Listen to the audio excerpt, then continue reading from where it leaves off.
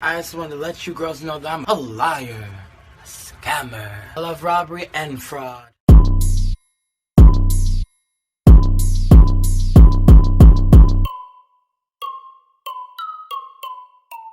Hey everybody, this is Chandler from NYC, and today I'm going to talk about Great Pretender, an anime I found on Netflix, and it changed my life. Literally changed my life. My skin is clearer, my hair is growing, I'm thriving, and it's all because of this show. I love it so much, so let's not delay, we're going to get into it. And just so you know, there are spoilers because that's what I do. If you don't want spoilers, you know what to do, let's get into it. So Great Pretender, I keep wanting to call it The Great Pretender, but that's not what it's called. But it's an anime that revolves around Edamura, and he's a small con artist based out of Japan. Now he's pretty good, but he quickly learns that he's not the best there is. One day he's in Japan and he's like, all right, let me get some money. He encounters Laurent, who's like this white guy, and he's like, oh, he's a tourist in Japan, I'm about to finesse him. But while he's trying to scam Laurent, he ends up getting scammed himself, because what he doesn't know is that Laurent is no ordinary tourist. He is a connoisseur of scamming. He said, oh baby, I'm not new to this, I am true to this, was really good. In an effort to get his losses back, he follows Laurent back to the United States, and we land in Los Angeles. So this show is broken up into, it's not broken up into parts per se, but there's different destinations. There's 23 episodes in total, but on Netflix in America, we only have episodes 1 through 14.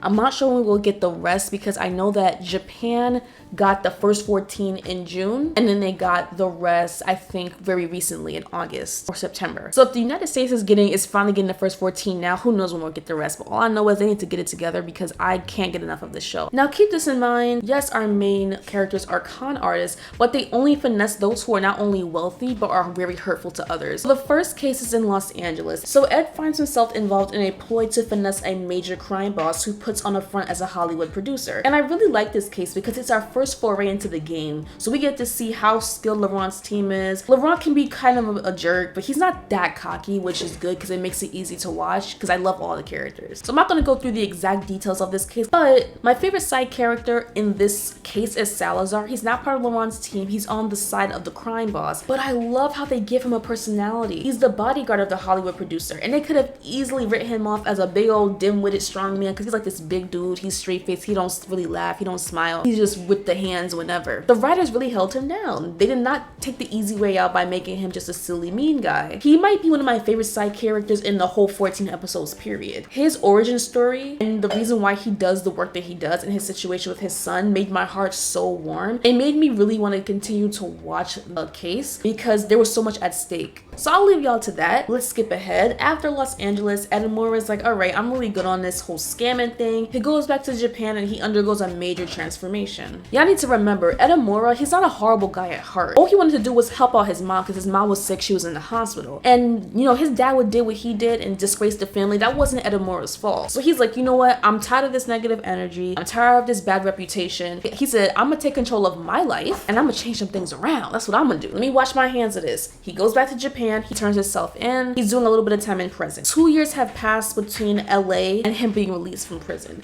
And now that he's out, all he wants to do is some honest work and stay out of trouble. But Edamura is so freaking talented. Laurent is like, yeah, okay, you're not gonna hide from us for long, honey. They end up in Singapore, which you need to see. If you haven't watched it, you need to see how they finessed him into getting to Singapore. I always love how they always finesse him in order to get him into certain ploys. It's always funny to watch. In Singapore, the team plans to play a set of brothers who host rigged air races. I like the schemes that they pulled off, especially revolving around the pretend gambling ring, but it wasn't really my favorite location. But I really like this case because this is where we get to learn more about Abigail. Abigail is one of Laurent's team members. She's very good at what she does, but she's cold. You never see her smile until like near the end, and it wasn't really a smile. She's kind of mean, always has something to say. Even if you try to be nice to her, she's like, okay, whatever. And I was always kind of annoyed, but this case gives us so much insight. It was weird because I kind of felt like, so you know, 2 years have passed between Edamura's LA case and then him returning. So I thought Abby was gonna change, but she needed something to provoke that change. And she gets that when she encounters Lewis, the other pilot. Every time I get annoyed with Abby's energy, which is like every single time she's on the screen, I gotta rein it in because it's very clear as to why she is the way she is. Within seconds, when you see her origin story, her life changed. Her parents were taken from her in such a sudden and tragic way for no reason. If I were in her shoes, I probably would have so much pent-up anger. So in that case, you know, that pretty much justifies how she is. You don't heal from that at all. It's not easy. For the last case, the troupe finds themselves in Europe. The troupe gets back together to get back at a pretentious, disrespectful art dealer who hurts anyone to get what he wants. I think that this villain was, I'm just gonna call him a villain. I think I disliked him the most out of all the places that they went. So it made it exciting because I couldn't wait to watch him lose everything. I'm not gonna really get too much into the plot just because I don't want to give it all away. I just want to talk about how much I really like this show. My favorite location aesthetically is Los Angeles. The only reason why it's not Singapore is because I feel like we spent a lot of time with the air races. I did like how they used the Marina Bay Sands Resort in the background. I hope that's what it's called, because if it's not, I feel silly. But as soon as I saw that tower, I was like, hey, isn't that from Crazy Rich Asians? Because like that was the first time I saw like that tower, and I was like, oh, I like how they designed it and like centered the air races and the case around that. In terms of my favorite scheme or ploy, I'm really stuck between LA and London, but now that I think about it,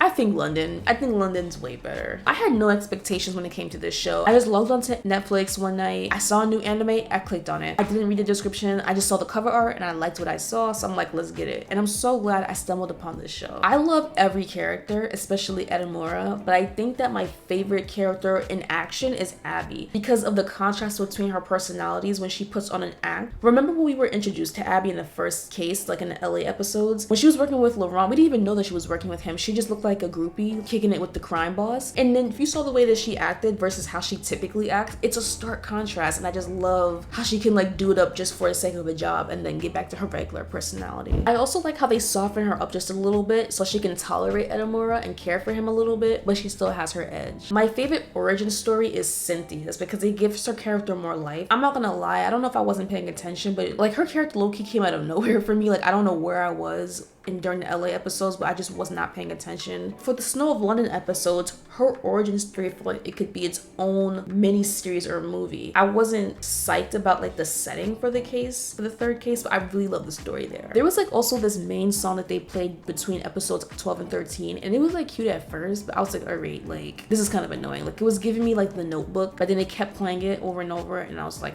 let me remove this. I do not want to hear this. The look and feel of the show are amazing. It feels so warm, and the shots of each city are so accurate. It moves very quickly. It's the perfect duration. Every scene, every piece of dialogue feels so important because if you know me, I do not like filler dialogue. I'm kind of curious about Laurent's backstory, but if we don't get one ever, like I won't cry about it. Like it's not the end of the world. I know that they only have one case left, I think, but I hope there's more. Like I would follow this team anywhere. Like they can go to, I don't know, like they can go to other places in Asia besides Japan. They can go to some locations in Africa. They can go to South America. They can go to outer space and finesse some aliens. Like I don't care. I just really love these characters so much.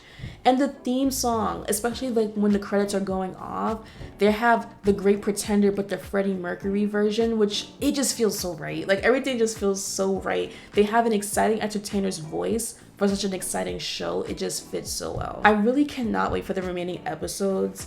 I don't know when we'll get them, but I'm ready. I'll drop anything I'm doing to watch it when it comes on. So yeah, am I crazy? Like, am I out of my mind? Did y'all actually like this show? Am I liking it too much? Did you like it as much as me? Am I too excited? Am I too hyped? Do you have any criticism? I didn't mention any criticisms really. If you do, I'm really curious to know. So yes, please leave any thoughts down below in the comments. I'd love to read them. Thank you for hanging out with me and listening. Feel free to comment, like, subscribe, share, all that good stuff. Stay healthy, and I'll see you next time.